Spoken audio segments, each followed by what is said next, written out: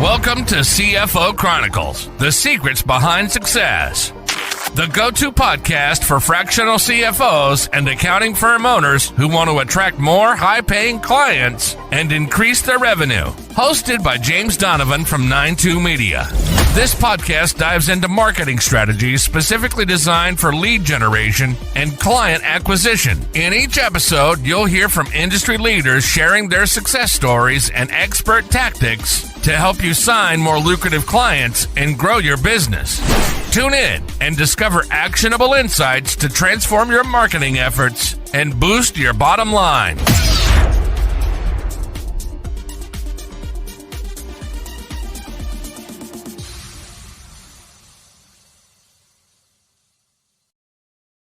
Today, we're joined by Brett Linnenkohl, the driving force behind Evergreen Strategic Systems. Brett is a fractional COO and integrator who's mastered the art of transforming big ideas into scalable, repeatable systems.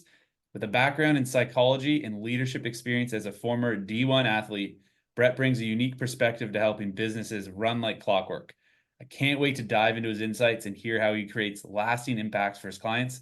Brett, welcome to the show. Yeah, James, thanks for having me. When you sent me the invite, I was like, I was really excited to be on. And I know you do amazing things for your clients, so excited to idea share. Awesome. I'm super pumped to have you on. I think it was probably 3 years ago now when we first met. I think it was in Chicago, if I'm not mistaken. You were speaking at an event.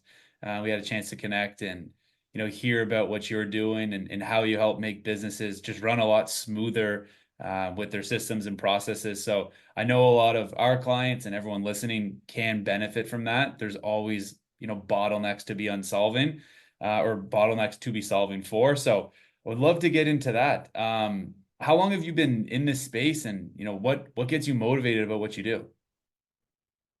Yeah, well, big loaded question. By the way, 3 years, has it really been that long? I think so, yeah.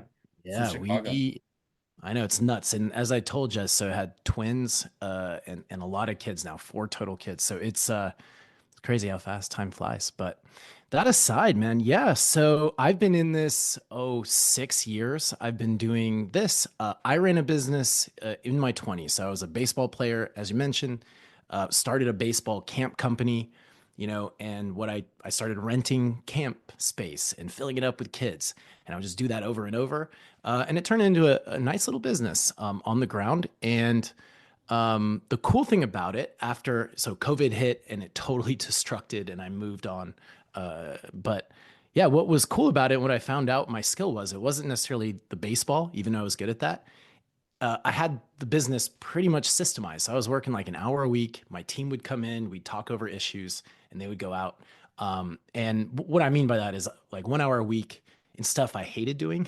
Like I really had to think. Everything else was stuff I liked. And, that's kind of my position. I think everyone who runs a business, you should be doing the stuff that invigorates you and energizes you, because those are the things that create innovation. Those are the new ideas that can lead to new sales and new marketing pitches. So it's always that. It's like, what do you like doing? That's the point of running a business. And everything else, how can we just get it out of your head and document it so you can have the team you pay actually do those things? But that's really my favorite part. It's bottling up and extracting what's in the brilliant mind of these crazies like us who go out and try to start business and make value. I just love that. So Very hopefully cool. that answers at least a piece of what we're chatting about. Yeah. So every once in a while, I'll speak to someone and they're like, no, I'm good. I don't have any bottlenecks in my business. And, I have a hard time not laughing at that, because every business, whether you're Amazon or you're starting, as you're listening to this, you have a bottleneck. It's just a matter of what that bottleneck is. You were talking about figuring out what it is you love and then focusing on that, and then all the other pieces, getting a system in place. How should someone think about that and even, take the time to start documenting, what do I actually love doing? And the other things, how can I get a system in place so that is off of my plate? Yeah, well, all right. So starting somewhere. I think most entrepreneurs come to a place they're doing so many things themselves, And it just starts to hit ahead when you're doing 60, 70-hour weeks and you still have things to do and you're hating your life. And, everyone kind of reaches that point.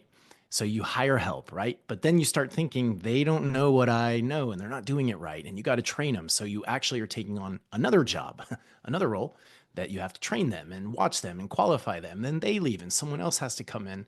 And yeah, it takes getting beat over the head a couple times, I think, to get out of that cycle and start documenting. So the answer to your question is definitely documentation as the starting place. Boy, James, I mean, you're opening up a can of worms because there's so many types of documentation that you can use. There's different process layers within a business as you grow that you have to be aware of and how to document those. But the simplest way, if we're talking about individual who's like, I got too much crazy stuff going on.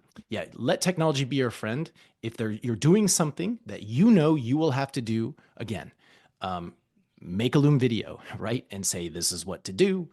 Here are the steps to do it.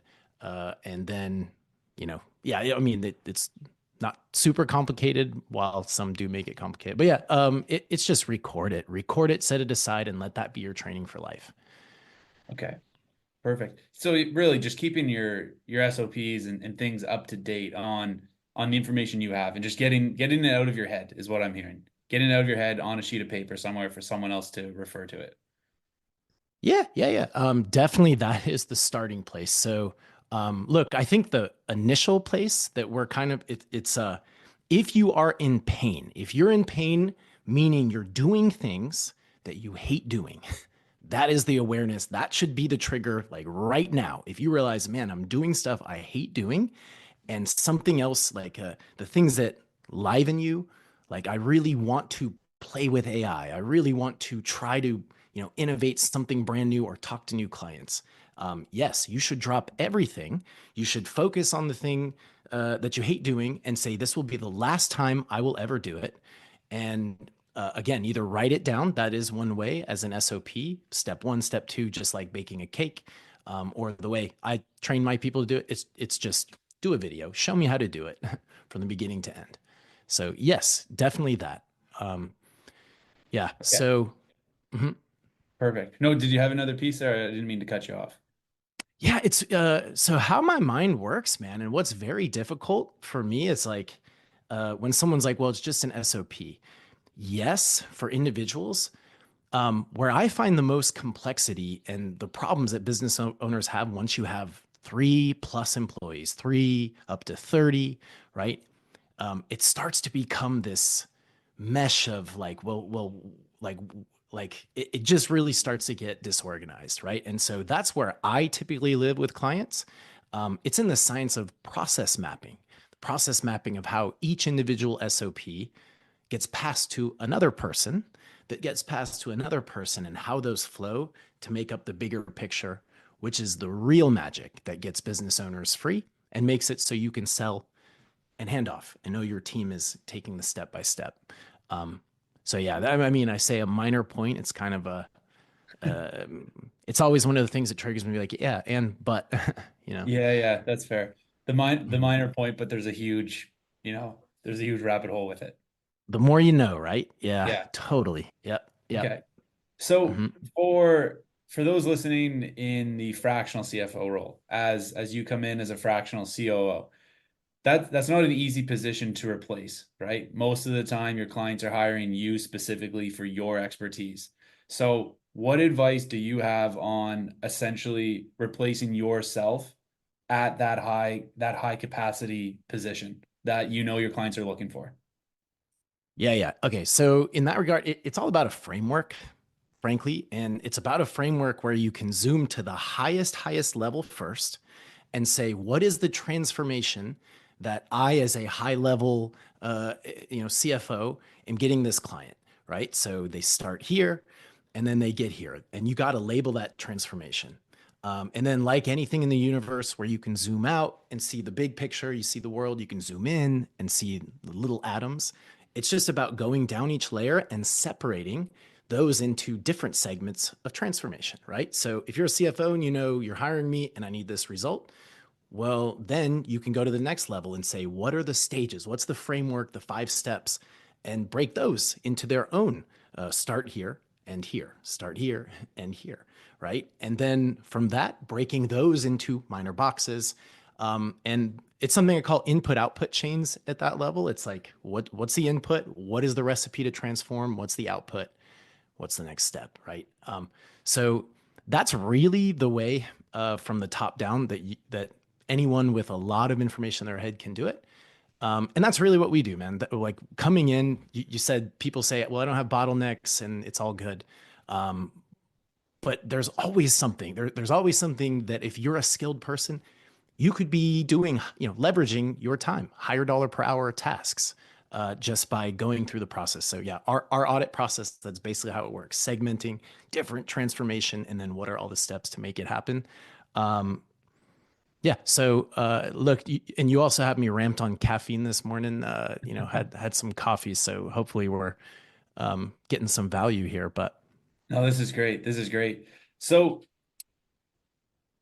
can you tell me about a time in your life or in your entrepreneurial career where this maybe wasn't all figured out, and once you did, like how much of a shift that's made for you? I mean, you mentioned you just recently had twins. Before we started recording, you've taken some time off work. I'm guessing all of these systems and the process you've put in place allowed for you to have that much freedom so you could spend time with your newborn twins, with your family, and things are still running in the back end. So maybe walking through what life was like before these things were put in place and now what it's like on the other side of the fence with all that hard work put in so you can reap the benefits of having the freedom. yeah, no, for this business, I kind of came in, knowing what loops would need to be closed, and building them as I go. I'll tell you at the time when I was running my business in baseball. Yeah, I remember. So I was just pushing sales. I would be throwing email lists and gathering up camps, and yeah, there was a time I just remember I had done like back to back to back to back to back 10-hour days working with kids on the field, putting them in camps. And yeah, I just remember laying down at the end of the day and looking at the sky, feeling numb, literally numb, and just thinking like, man, there's got to be more than this. There's got to be something I can do, but I didn't know what to do.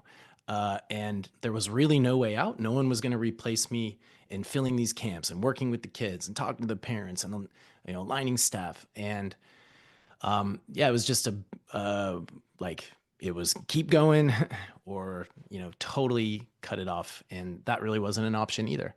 Um, and yeah, like I think the first book, like many entrepreneurs, you pick up E-Myth and you say, oh, okay, yeah, that makes a lot of sense. And so I started just reading books. One was Sam Carpenter is an author that it's work the system. That one was really influential. And there's also part of me that especially without kids, I just went like I would read into the night and execute, and just drive. So very, very highly motivated. And at that time, it was my first foray into using virtual assistants. So research that. I think 4 Hour Work Week kind of pushed me. I knew about them, but that was kind of adopted some systems from there. Yeah, and long and short, just kind of develop my own way to take tasks and hand off. Yeah, so before it was that, and then within 3 years of just handing off and delegating and fighting my way out, like afterwards, like I said, 1 hour a week is what I was down to of stuff I actually had to do. Everything else was clockwork. Yeah, so reactivity, things coming up and saying, oh no, and what do we do? Anytime those things happened, I would analyze it. I'd say, where did this come from and how could we have prevented it in the first place? I would SOP a system and delegate somebody to it on my team. And then we would put it on a calendar so that they would do the checks that would have prevented that. And over time, just building those up, that's really what, got me free. And yeah, the feeling, it's great, man. It's just, it allowed me to focus just more on higher leverage things and running more campaigns and, yeah, all the fun stuff. That's awesome. That's cool. It's yeah, it's a very motivating thing that you've achieved, and just knowing like this is possible and getting to that point where so much is handed off and it's all documented. There's not as much surprise that could happen. Everything's predictable because you have the systems built out. I mean, that's what every business should be striving for, right? Totally. Yeah. And that really gets to, my passion, what I really, really care about. Like marketing in itself is very subjective. There's a lot of, it's like fishing. You can't guarantee always a fish. So you gotta, play different strategies and try different things to get people in. Operations is mathematical. To me, it's objective. You can define and make decisions and follow procedures based on if this, then that. And so, yeah, with enough time and dialing those in, yeah, it really should be thought of as mathematical as numbers like a CFO deals with on a day-to-day basis. So, yeah, yeah, look, man, like however deep you want to go, I can go because it's very close to my heart, that mathematical modeling of operations. Okay. So, and this might get too deep into a rabbit hole, but is there any softwares you're using right now that you couldn't live without that you would recommend? I mean, obviously to accounting and tax professionals, but really just any business owner who's looking to systemize their business and have things run smoother. Yeah, totally. The top one that I use that I highly recommend for any business owner. Again, it's two operations. Yeah, so Lucidchart. Are you familiar with that software? And you could use Miro, you could use Whimsical. There's a million out there, but in my experience, most business owners, they think it's too complicated to be mapping things, right? But to me, that is the matrix behind the business. It is the matrix behind the step-by-step processes. So visually seeing things, visually mapping them out, by making shapes, you're actually making math, right? They're enclosed systems that you can fit things in and define things in, and therefore, create that structured flow. And I've seen a lot of teams, they live in either, a project management system, or they live in an Excel sheet and they list stuff out, which is great. But again, to me, that's skipping the work of really laying out the depth and the 3D dimensions of how something gets put in their system and flows through to transform into the outcome. So yeah, I if I had to pick one, I really, really would highly recommend any business owner who's not afraid and is ready to get out, get one of those. Lucid is my favorite. There's a lot of stuff we can do. My process engineering team, always loves that. But yeah, any of these. And the benefit of doing that is AI, right? The outset of AI, when you get your business defined, you got a consultant for operations in the back end, that can tell you efficiencies and tell you. But yeah, that's what I would recommend, 100%. Okay, cool. That's awesome. Yeah, I think like anything, right? Saying it's one thing, but seeing the visual, it really completes the picture, and you know exactly what you're looking at. That's something that I'm gonna spend some time to do because like we have ours, it's drawn out, it's in a Word doc or an Excel sheet, or in high level on a workflow. Like you can see to a certain extent, but like the full picture of right from when the lead comes in up until the sale our clients are making and everything in between, to have that in a visual would be very beneficial.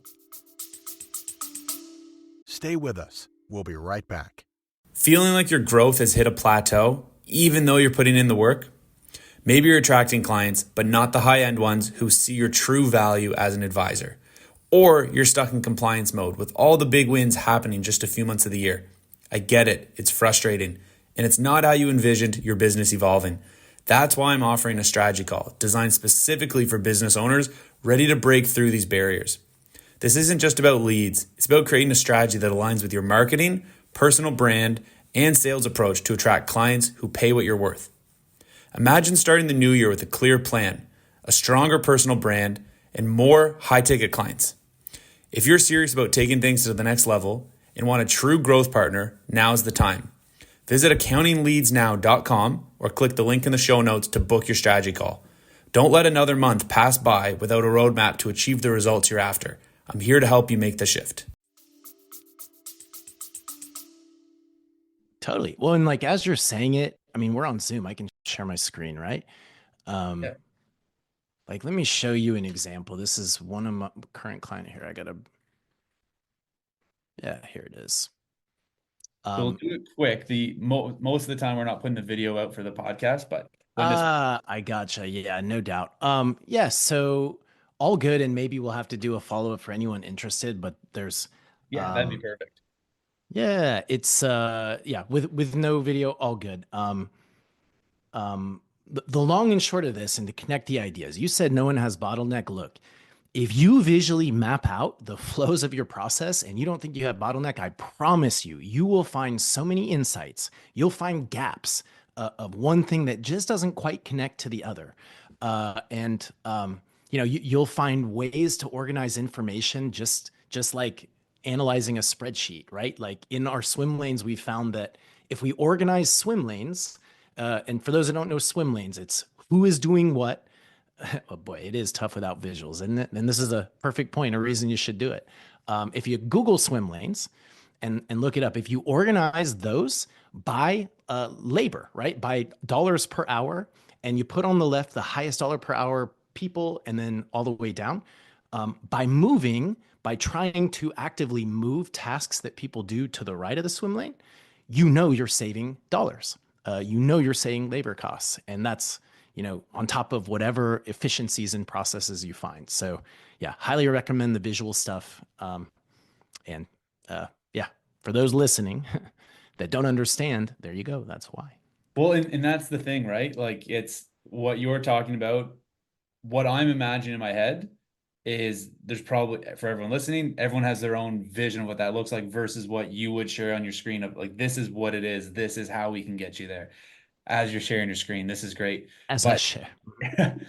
But people like you need to get it mapped out like this. And this is what your presentation was on, I believe, back in Chicago, of just showing how things are mapped out and where the bottlenecks were solved, how it frees up that bottleneck. Now there's another one to solve for, and usually that new one you're solving for is a much bigger payout.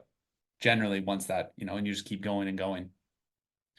Yeah, eventually, you get to a point where you can proactively solve problems that would have been a headache for you, just by laying it out and saying, okay, that doesn't match. So yeah, it's a fascinating science, and again, something that just my passion for it is the things I find in there, James. It's insane when I lay out a business's process.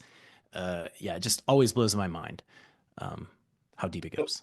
I got a couple more questions for you. One, how do you, for someone who's gonna get into this or start or think, okay, I need to revisit this, I'm sure it's really easy to get, super granular at the problems. What would you say to that individual, or like, maybe just zoom out a little bit to think of this from a bigger picture? Because I mean, I'm just thinking of it from the marketing perspective. Like, okay, we need more leads. Well, you can go down so many different avenues there of why you're not getting them. What channel should I be on? Where should I be spending? Is it, our content? Is it like, but if you zoom out and just think, okay, we need more leads. What are we going to spend to get that? And then start going down your paths. Do you have any advice on that, or did I kind of answer my own question? I think we need a visual for that, and we can discuss. Yeah, well, maybe now that you talked it, like you're saying, how do you use that to make decisions that affect, maybe repeat it one more time, and I'm. Yeah, it'll probably come out a little bit different this time, but basically someone who's thinking about, all right, I need to revisit this. Let me think about where our bottlenecks are, start mapping this. Mm-hmm. It's very easy to get extremely granular with it, and you may be even solving potential problems that don't really exist. So how far back should someone go to see the bigger picture of, okay, this is actually what we're looking to solve? It's not that this copy on this ad because of something isn't working. It's like, no, there is a bigger problem here that needs to be solved. Yeah. Yeah. I mean, well, so one point you make on that is like, where do you start? I guess that's one of the things. Like, why would I do this, and where to start? Yeah, I mean, that's kind of what comes to my head, and it's a good point, because when we map, right, when we go into business are on fire, and they know these are the symptoms. This is happening. They know the smoke, but they don't know how to dig down to the actual fire that's causing that smoke, right? And so as you said, if you're in marketing, like what is it that's causing this issue of me not getting leads in? And this process. So if you know what you're trying to solve, then you identify that workflow. And so for you, it might be, okay, we have these 3 ways that we generate leads. We're going to map out the whole step by step of each. And by doing that, right, the way we do it is again, it's like, what's the input? What information comes in? What is the process right now that we do to get this output that then leads and matches that output to the next input? That's a lot of words, again, without a visual. But yeah, it always it always starts with just making that list of problems and then using that to explore. So that's one point. The second point, what you're talking about is what I call the hidden process dimensions, right? And I akin it to like a factory. In fact, that's a book I have coming out. It's called The Factory Formula. And most business owners, especially those that live in their project management system or Excel sheets and just list that, they're only living in one dimension. And when you come up with problems and you try to solve them, they get lost because you're looking at one problem, and as Einstein said, right, you can't solve a problem at the same level. And so the visuals allow you to zoom in and out. So the factory formula, I would give you this analogy. Imagine your business is a factory. Imagine at the very top of the factory, there's a control room.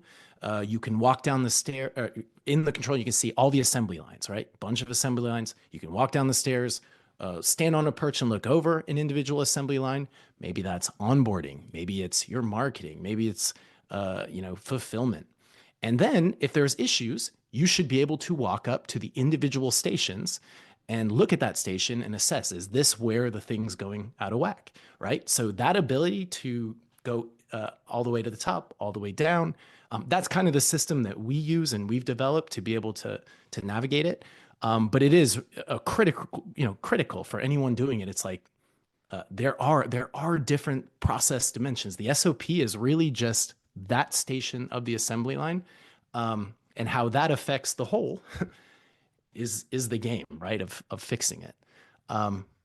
So yeah, man, the more I do these, the more I realize, like, shoot, we should just be video podcasting all day, because I feel like you try to explain, but yeah. I mean, that's a great visual though, thinking about standing above the assembly line, looking down, and the thing can't get to the next piece. It can't get to the next line unless it successfully gets through that first one, and looking down and seeing that. I used to work at Molson years ago on the assembly line. So that's my visual. I'm thinking, at the very top, all of the recycled bottles are coming in, and how it gets all the way back into a packaged box of beer at the very end, and where things break down. So that's an awesome visual. I hope everyone listening can have their own visual assembly line and think about where their gaps are. My last question for you, Brett, thank you so much for sharing that visual. It's super, super helpful. What's one actionable item someone can take today that they can start implementing to, better systemize their business? Yeah. Well, one action item to better systemize. Look, it's always hard for me as an integrator to answer that question. And the reason is it depends on your situation. And that is the honest truth. I would retort and say, if your clients well, and you've spoken with clients, what's a typical thing you've heard that they're like, man, if only? I think starting there, and if I fill in that gap, you have people problems, management problems. You do have output problems or quality control problems. This isn't the way I wanted it. It's just a slew of things that really depend on, what is each individual dealing with. But yeah, I'll start with this one. This is a real simple one that I always find helps. And it kind of goes back to my story of how I handed off individual things. So for the individual struggling and running those 60, 70 hour weeks, this is what I would say. In my experience, there's really 3 types of tasks. Task defined as something that takes up your time. There's really only 3 types. There's what I would call non-skill, there's semi-skill, and then there's skilled, right? And so it's a process of peeling off those bottom layers of things that you don't necessarily have to do to work to the higher layer stuff that only you can do. And while we're in the world of analogies, well, let's go over to a surgeon's office. And you think of a surgeon's office really simply. Well, you got the secretary. She's doing very process, task-oriented stuff. It doesn't take the surgeon to come have her, ask a patient to sign the clipboard, fill out paperwork. You have the semi-skilled. The semi-skilled in this case might be the nurse, right? Or a physician tech or whatever. Now, those people, it does take some skill to go in the room and set up the surgery and set up the table and know what the surgeon wants. You can't have anyone doing that. However, that skill is pretty plentiful, right? In the marketing world, it might be a website builder, right? Somebody who can build websites. I mean, there's a threshold. You need someone pretty darn good, but you can find them. You can find them out there pretty easily. So there's non-skilled, semi-skilled, and then the skilled. The best surgeon's office is a surgeon who can get up, come to the office, put on their gloves, everything's taken care of, and they perform the most important task, which is fixing the client, right? If they can focus on that, they can go room to room and just fix clients and make those cuts and trust their team. And that's what I would say to anyone out there who this resonates with and who is struggling with time or fires or can't spend time with their family. Just start by identifying in your day. Have a notebook. I mean, I still do this, writing down stuff that is like, that's a non-skilled. That's semi, I could find that. And then eventually when you get to the place where you're like, how do I get myself totally out? For that, you go hire another surgeon, right? And the good part is then you can make their life really easy, like really get good quality because all they got to do is come and do the cuts. That's awesome. That's so good. Thank you so much for coming on here, Brett. We're probably a little bit longer than I originally quoted for you, but I really enjoyed this conversation. How can people get in touch with you if they want to continue this, one-on-one or have your team reach out and help them in whatever bottlenecks they're running into? Yeah, well, we're doing something really unique that we haven't done before. So our website, evergreenstrategicsystems.com. Right now, for a limited time, we just put up my new book, The Factory Formula. Included with it, it's the formula, it's a course. It's also, there's an AI bot that if you have ChatGPT, you can just ask it questions that apply to you, and some other little stuff. And you can go there, sign up, and check out just my perception and everything I've learned on the hidden process dimensions and how to make it work for you. And then if you want to talk, there's an opportunity we can schedule. I do clarity calls, no cost, no worries. Just tell me your problems, the biggest issues. And I love listening and helping. And if I can help, then the audit is right up after that. So perfect. evergreenstrategicsystems.com. All right. I'll get that link in the show notes so people can get in touch. I highly recommend people reach out to you. Again, thank you so much for coming on. This was amazing. Yeah, James, thank you. And always a pleasure and appreciate you, man. Thanks for tuning in to this episode of CFO Chronicles, the secrets behind success. I hope you found value in today's conversation. As we wrap up, I'd love for you to do 2 things. First, make sure to subscribe to this podcast so you don't miss any future episodes. If you enjoyed today's discussion, please rate and review the show. It helps others discover the insights we share here. Second, if you're ready to take your business to the next level and attract the high-end clients you deserve, head over to accountingleadsnow.com or click the link in the show notes to book your strategy call. It's time to position yourself as the advisor your clients need. And don't forget, you can connect with me on LinkedIn to stay up to date on what's happening in the world of accounting and financial growth. We've got more exciting topics coming up, so stay tuned for the next episode of CFO Chronicles. Until then, keep pushing forward. Your growth is just one strategic move away. Thanks for listening to CFO Chronicles, the secrets behind success. We hope today's episode provided valuable strategies to help you attract more high-paying clients. Be sure to subscribe, follow, and share with fellow professionals. Connect with us on LinkedIn and leave a review or comment to join the conversation. Your feedback helps us bring you the best insights in finance and marketing. Until next time, keep striving for success and unlocking your business's potential.